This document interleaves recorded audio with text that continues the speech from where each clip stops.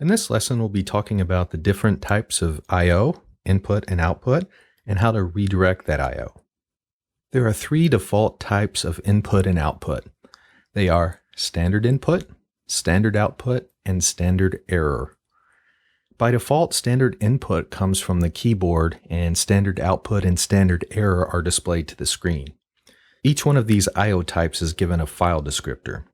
File descriptors are just numbers that represent open files. For us humans, it's easier to reference files by name, but it's easier for computers to reference them by number. You might be thinking, my keyboard isn't a file, nor is my screen. On one level, that's true, but on another level, it's not. Linux represents practically everything as a file. This abstraction allows you to do some powerful things like take the standard output of one command that would normally be displayed to your screen and use it as the input to another command, or even redirect that output to a file. Use the greater than sign to redirect output and the less than sign to redirect input. The greater than sign redirects output from a command to a file, while the less than sign redirects input from a file to a command. The explicit way of using redirection is to provide a file descriptor number. However, if one is omitted, then the file descriptor 0 is assumed for input and 1 for output redirection. When you use two greater than signs, the redirected output will append to the file. Normally with redirection, a file follows the redirection operator. If you want to use a file descriptor instead of a file name, use the ampersand symbol. So instead of redirecting standard error to a file with 2 greater than out.err, for instance, you could redirect it to standard output with 2 greater than ampersand 1. This effectively combines standard input and standard output. If you want to ignore output, you can send it to the null device, which is dev null. The null device is a special file that throws away whatever is fed to it. You may hear people refer to this as a bit bucket. If you don't want to see errors on your screen and you don't want to save them to a file, you can redirect them to dev null, for instance. Let's look at the output of the ls-l command. Let's redirect that standard output to a file. Use the greater than symbol and follow it with a file name. Let's use files.txt.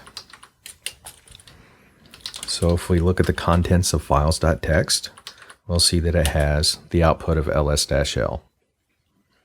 You can append to an existing file with two greater than symbols. So let's take the standard output of ls and append it to files.txt.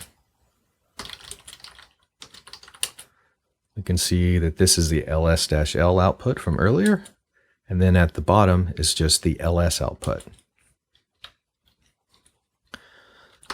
Input redirection works like this. Let's take files.txt and redirect the contents into sort.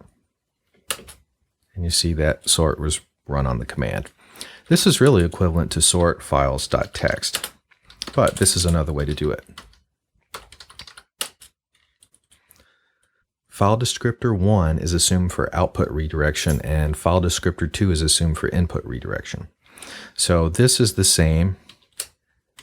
ls-l to files.txt is the same as ls-l1, the file descriptor number, to files.txt. However, make sure you don't leave a space if you're going to use this.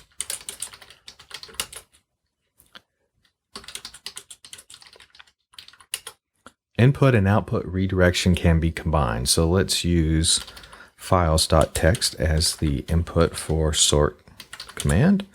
And let's redirect that output to sorted files.txt.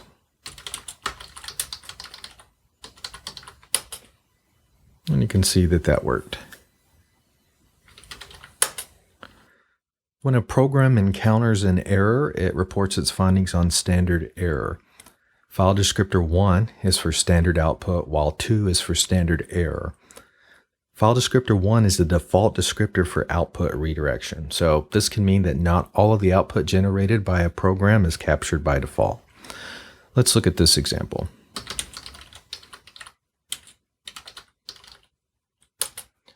You can see that this ls command found files.txt, but it also had an error. The file not here was not there. Let's run the same command again.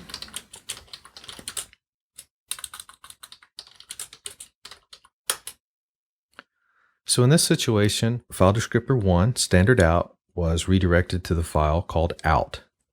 Standard error was not redirected, so it was displayed to our screen. You can see that standard out did go to out.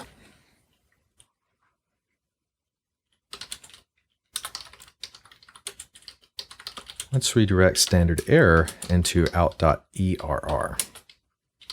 So standard output came to our screen, standard error went to this file. This can actually be handy because you can send standard output one place and standard error to another. So let's do that.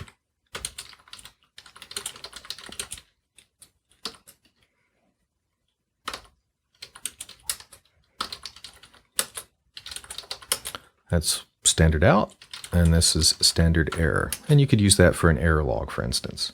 You can also combine standard output and standard error. Let's do that.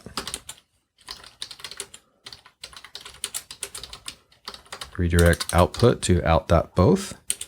Take standard error and append it to standard input. So both the error message, no such file or directory, and the standard output of files.txt ended up in out.both. Let's use the null device.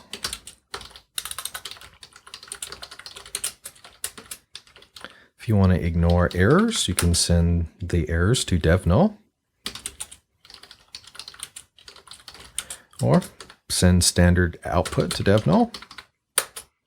And then now you just get the error message, or you can do both. Redirect output to dev null, append standard error to standard output. This lesson covered standard input, standard output, and standard error. The default file descriptor for standard input is 0, while standard out is 1, and standard error is 2. You can redirect input and output with greater than and less than symbols. If you want to use redirection in conjunction with file descriptors, use an ampersand. You can redirect output to dev null to prevent output from being displayed to your screen or written to a file.